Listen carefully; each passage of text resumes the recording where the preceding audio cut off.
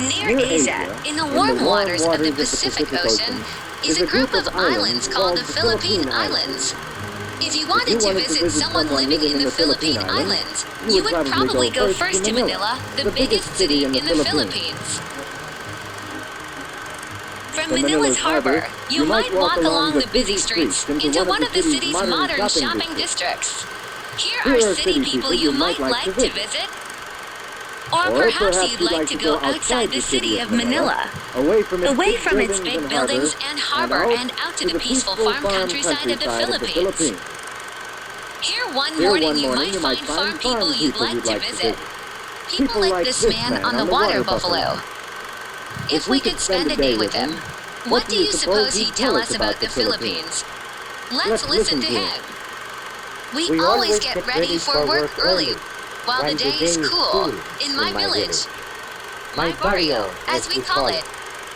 I see my neighbor Pablo is getting ready to go to his rice fields. He has a water buffalo, what we call a carabao. Carabos are used for doing heavy work, hauling loads, plowing fields, and such.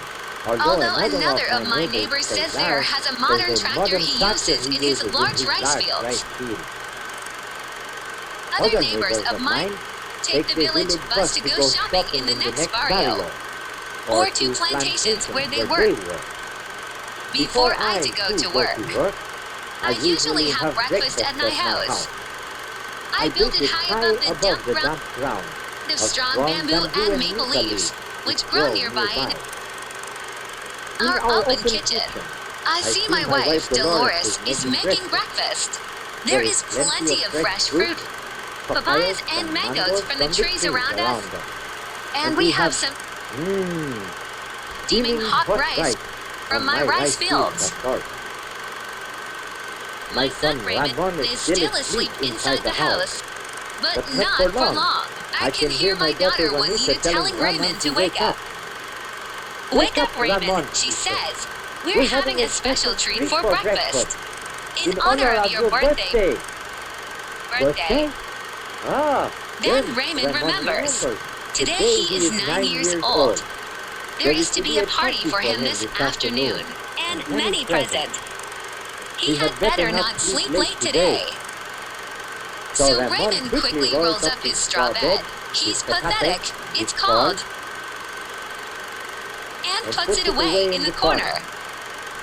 Raymond goes to wash, while my daughter finished setting the table. Though Vernita is only 12 years old, she is already a big help to her mother. I see she has set the table when soon Raymond comes back nice and clean. Happy birthday, I tell him as we begin eating. In honor of Raymond's birthday, today with our rice, we are eating to you a kind of dried fish. Raymond likes it very much, but I think his mind is also under presents he hopes to get later at his party. After breakfast, it is time for me to go to work in my rice fields. Soon the planting season starts, and I have much plowing to do.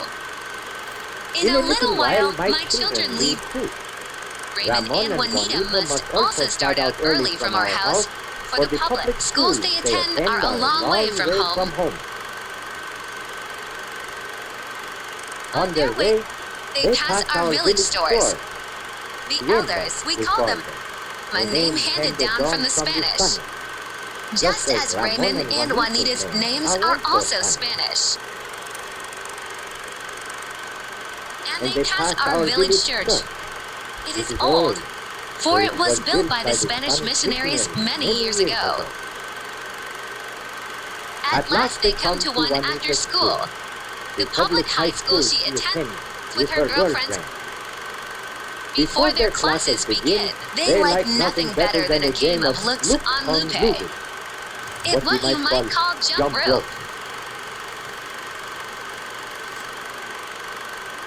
Before his classes start, Raymond likes to play too.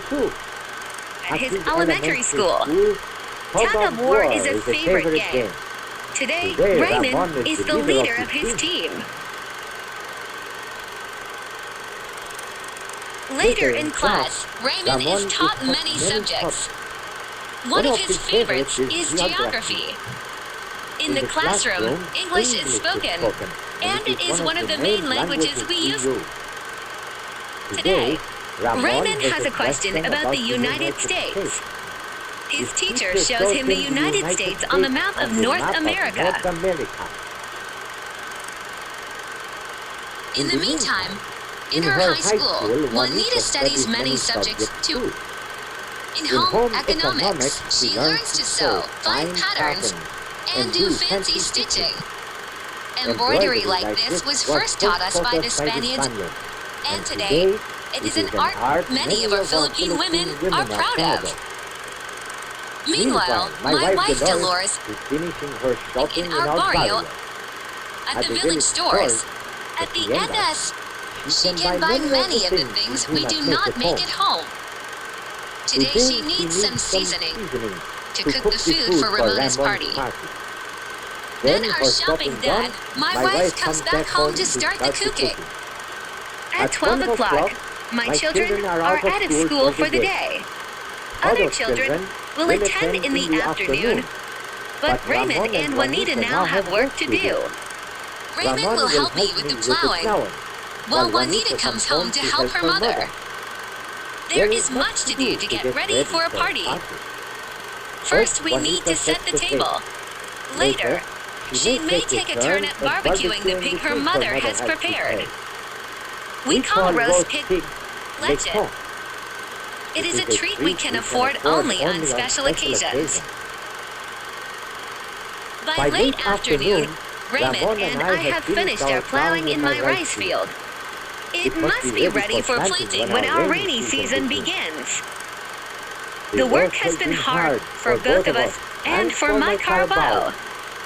Now it is time to go home. So Raymond and I unhitch the carabao. Then we take him back to his place near the river. This is where he stays until I meet him the next morning.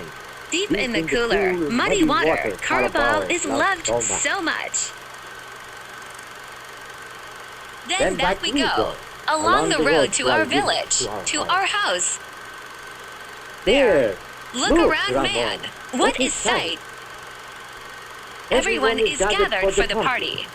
Happy birthday, they all call his aunts and uncles and cousins and his school friend. Happy birthday, Raymond. My Raymond is very pleased. What an honor to have so many people celebrate his birthday. Very politely, he kisses his grandmother's hand.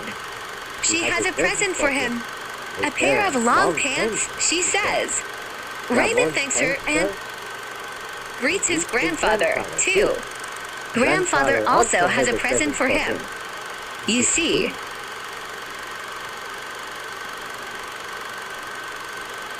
a nice new shirt he brought all the way from Manila. Thank you, says Raymond.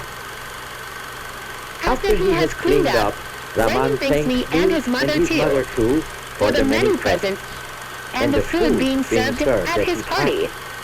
Everyone enjoys eating some rice, the many delicious fruits and vegetables from our garden, and of course, Raymond's favorite, lechon, the roasted pork. Soon it is time for dancing.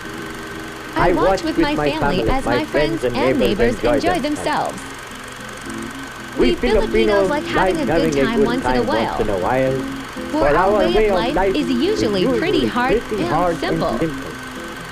Of course, with their family like mine, it is a contented life too. For our children are our real riches.